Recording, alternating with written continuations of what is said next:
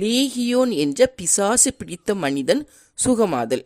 ஏசப்பா தம்முடைய சீசர்களோடு கூட கடலுக்கு அக்கறையில் இருக்கக்கூடிய கதரேனர்ங்கிற நாட்டுக்கு வாராங்க. இந்த நாட்டில் ஒரு பிசாசு பிடித்த மனிதன் கல்லறையில் குடியிருக்கான். அவனுடைய குடியிருப்பு எங்கே இருக்குது? கல்லறையில். அவனை சங்கிலியால் யாராலும் கட்டி போடவே முடியல. ஏன்னா அப்படியே கட்டி போட்டாலும் அந்த சங்கிலியாவை தகர்த்து உடச்சி போட்டுருவான். கல்லுகளால் தன்னை காயப்படுத்தி தன்னுடைய ட்ரெஸ் எல்லாம் கிழிச்சு சத்தம் போட்டுக்கிட்டே இருப்பான். ஏசப்பா தம்முடைய சீசர்களோடு இந்த கதரையினர் நாட்டுக்கு வந்த உடனே இந்த பிசாசு பிடித்த மனிதன் பிரேத கல்லறையிலிருந்து வாடி வாரான் ஏசப்பா கிட்ட. அப்போ ஏசப்பா அவனை பார்த்து சொல்கிறாங்க, அசுத்த ஆவியே இந்த மனிதனை விட்டு புறப்பட்டு போ அப்படின்னு சொல்கிறாங்க. உடனேவே ஏசப்பா பார்த்து சொல்கிறான், இயேசுவே உன்னதமான தேவனுடைய குமாரனே, எனக்கும் உமக்கும் என்ன? என்னை வேதனைப்படுத்தாதபடிக்கு தேவன் பேரில் உமக்கு ஆணை அப்படின்னு சொல்லி மிகுந்த சத்தம் போட்டு சொல்கிறான். உடனே ஏசப்பா அவனை பார்த்து கேட்காங்க, உன் பேர் என்ன? உன் பேர் என்ன அப்படின்னு கேட்காங்க. அப்போ அவன் சொல்கிறான், என் பெயர் லேகியோன் அப்படின்னு சொல்கிறான். லேகியோன்னா நாங்கள் அநேகர். சரியா? லேகியோன் என்றால் என்னது? நாங்கள் அநேகர். அவனுக்குள்ள நிறைய பிசாசுகள் இருந்ததுனால அவன் லேகியோன் அப்படின்னு சொல்லி சொல்கிறான்.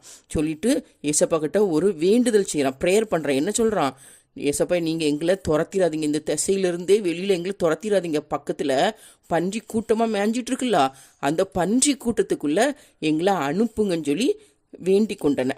உடனே ஏசப்பா அவங்களுக்கு ஓகே சொல்கிறாங்க. சரி நீங்கள் பன்றி கூட்டத்துக்குள்ளே போங்கன்னு பிசாசுக்கிட்ட சொல்கிறாங்க. சொன்ன உடனே அந்த பிசாசுகள் அந்த மனிதனை விட்டு புறப்பட்டு பக்கத்தில் மலைக்கு அருகில் பன்றிகள் கூட்டமாக மேய்ஞ்சிட்டு இருக்கு. அந்த பன்றி கூட்டத்துக்குள்ளே இந்த பிசாசுகள் போயிருச்சு.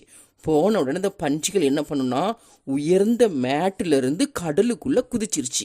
அப்படி மொத்தம் எத்தனை பன்றிகள் கடலுக்குள்ளே குதிச்சு செத்து போயிருச்சுன்னா 2000 பன்றிகள் உயர்ந்த மேட்டிலேருந்து கடலுக்குள்ளே குதிச்சு செத்து போயிருச்சு.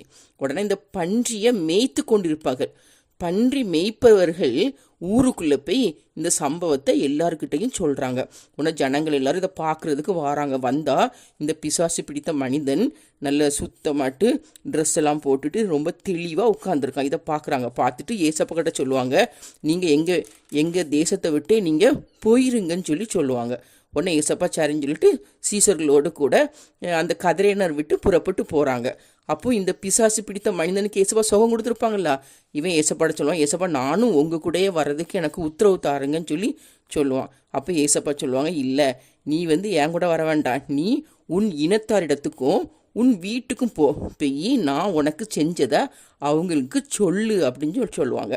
உடனே அந்த மனிதன் என்ன பண்ணுறான்னா, தெக்கப்போலி அப்படிங்கிற நாட்டுக்கு போய் ஏசப்பா தனக்கு செய்ததை எல்லாருக்கிட்டையும் சொல்கிறான். எல்லாரும் ஆச்சரியப்படுறாங்க.